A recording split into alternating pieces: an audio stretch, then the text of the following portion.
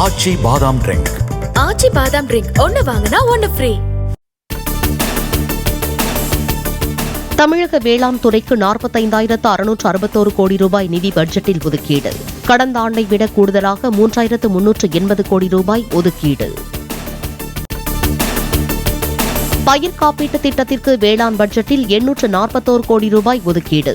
35 லட்சம் ஏக்கர் பரப்பிலான பயிர்கள் காப்பீடு செய்யப்படும் என அறிவிப்பு. நெல், எண்ணெய் வித்துக்கள், சிறுதானியங்களில் தரமான விதைகளை உற்பத்தி செய்ய 250 கோடி ரூபாய் ஒதுக்கீடு. 7 அரசு விதை சுத்திகரிப்பு நிலையங்கள் அமைக்க 15,05 லட்சம் ரூபாய் ஒதுக்கீடு. மேலும் 2,338 கிராமங்களில் கலைஞர் கிராம வேளாண் வளர்ச்சி திட்டம். வேளாண் பட்ஜெட்டில் 269,50 லட்சம் ரூபாய் ஒதுக்கீடு. தமிழகத்தில் ஒழுங்குமுறை விற்பனை கூடங்களில் கட்டமைப்பு வசதிகளை ஏற்படுத்த 50,79 லட்சம் ரூபாய் ஒதுக்கீடு. 9 ஒழுங்குமுறை விற்பனை கூடங்களில் தலா 1000 மெட்ரிக் டன் கொள்ளளவு கொண்ட சேமிப்பு கிடங்குகள் 20 கோடி ரூபாயில் அமைக்கப்படும் என அறிவிப்பு.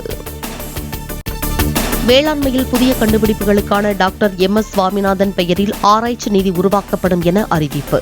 1 கோடி ரூபாய் ஒதுக்கப்பட்டுள்ளதாக வேளாண் பட்ஜெட்டில் அமைச்சர் MRK பன்னீர்செல்வம் அறிவிப்பு. திமுக ஆட்சியில் தமிழ்நாடு அரசு கடனில் மூழ்கிக் கொண்டிருக்கிறது. கடன் வாங்காமல் திட்டங்களை செயல்படுத்த முடியாத நிலை உள்ளதாகவும் எதிர்க்கட்சித் தலைவர் எடப்பாடி பழனிசாமி குற்றச்சாட்டு. இந்த அரசாங்கம் இன்றைக்கு கடனிலே மூழ்கிக் கொண்டிருக்கின்றது. இன்றைக்கு எந்த ஒரு திட்டத்தை அறிவித்தாலும் அந்த திட்டம் நிறைவேற்றப்பட வேண்டும் என்றால் கடனை பெற்றுத்தான் அந்த திட்டத்தை நிறைவேற்ற முடியும். இதுதான் இந்த அரசுடைய நிலை. இப்படிப்பட்ட அவல நிலையை இந்த அரசு ஏற்படுத்தியிருக்கின்றது. சாகுபடி பரப்பை அதிகரிப்பதாக கூறி ஆட்சிக்கு வந்த திமுக அரசால் தமிழ்நாட்டில் சாகுபடி பரப்பு குறைந்துவிட்டது. புள்ளி விவரங்களை சுட்டிக்காட்டி எதிர்க்கட்சித் தலைவர் எடப்பாடி பழனிசாமி குற்றச்சாட்டு. 21-22 ஒரு முறைக்கு மேல் சாகுபடி செய்த பரப்பு சுமார் 14.39 லட்சம் ஹெக்டேர். அது 23-24 13.6 லட்சம் ஹெக்டேராக குறைஞ்சுதான். ஒன்று அதிகரிக்கல, குறைஞ்சுதான் போச்சு. இவர்கள் கூறியது போல இருபோக சாகுபடி பரப்பு உயரவில்லை. அதை உயர்த்த இவரிடம் எந்த திட்டமும் இல்லை.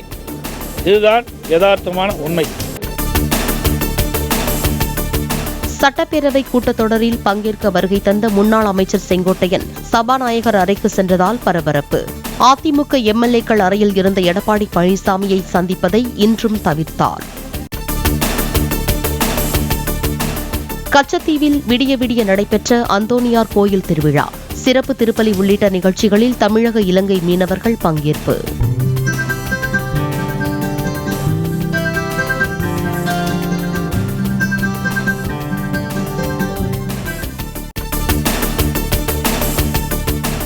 அரசு ஊழியர்கள் ஆசிரியர்களுக்கான பழைய ஓய்வூதிய திட்டத்தை மீண்டும் அமல்படுத்த கோரி மார்ச் 23ஆம் தேதி உண்ணாவிரத போராட்டம். எதிர்க்கட்சியாக இருந்தபோது எங்களை நம்புங்கள் என்று வாக்குறுதி அளித்த MK ஸ்டாலின் தங்களை ஏமாற்றிவிட்டதாக ஜாக்டோ ஜியோ குற்றச்சாட்டு. இந்தியாவிற்கு தமிழ் உட்பட பல மொழிகள் தேவை என்று ஆந்திர துணை முதலமைச்சர் பவன் கல்யாண் கருத்து.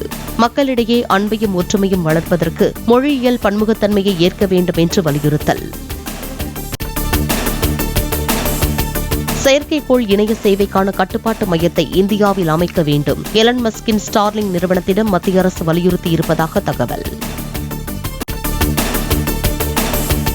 பிரயாக்ராஜ் கும்பமேளா நடைபெற்ற 45 நாட்களில் 30 கோடி ரூபாய் வருவாய் ஈட்டிய படகோட்டி. சமூக வலைதளங்களில் தகவல் வெளியானதை அடுத்து 12,80 லட்சம் ரூபாய் வரி செலுத்துமாறு வருமான வரித்துறை நோட்டீஸ்.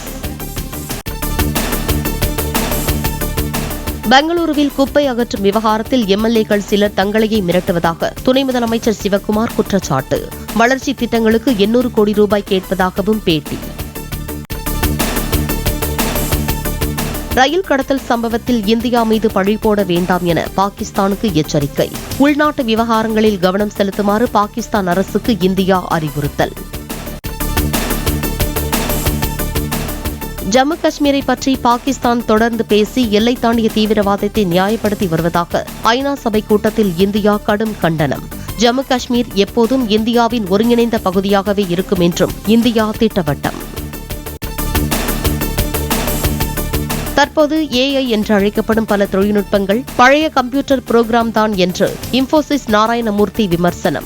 இந்தியாவில் எல்லாவற்றையும் ஏஐ தொழில்நுட்பம் என்று கூறுவது ஃபேஷனாகிவிட்டதாகவும் கருத்து. வாஷிங்டனை குற்றங்கள் இல்லாத நகரமாக சுத்தம் செய்யப் போவதாக அதிபர் டிரம்ப் அறிவிப்பு. அமெரிக்கா வரும் மோடி போன்ற தலைவர்கள் பதற்றம், சுவர் கிறுக்கல்கள், உடைந்த தடுப்புகளை காண்பதை தாம் விரும்பவில்லை என்று கருத்து. கனடாவின் புதிய பிரதமராக பொறுப்பேற்றார் மார்க் கார்னி. தலைநகரான ஒட்டாவாவில் உள்ள கவர்னர் ஜெனரல் மாளிகையில் பதவியேற்பு விழா. ஆச்சி பாதாம் ட்ரிங்க் ஆச்சி பாதாம் ட்ரிங்க் ஒன்னு வாங்கினா ஒன்னு ஃப்ரீ.